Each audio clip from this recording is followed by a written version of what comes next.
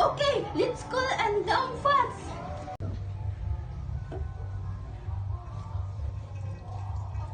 It stings so much.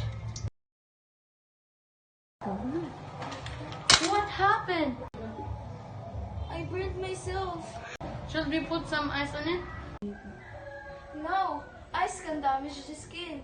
We'll cover with a clean bandage after cooling.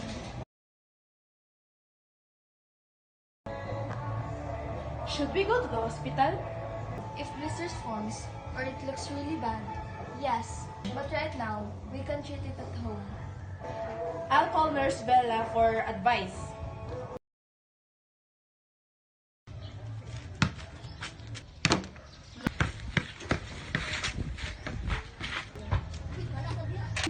Oh, that's hot. What happened? Ayan, it's burns.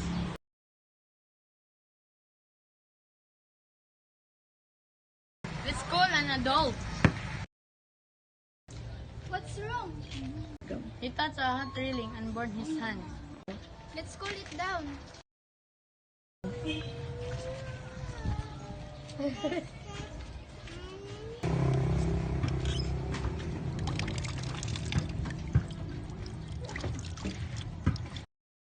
Keep it underwater for 10 to 15 minutes. This helps stop the burn from getting worse.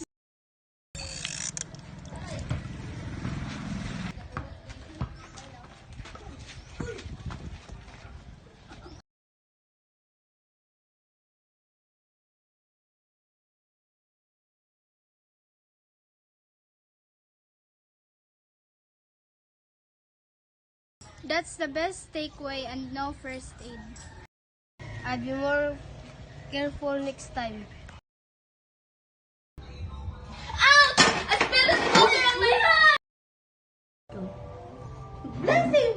Wait lang. Should we put... Go. Balik.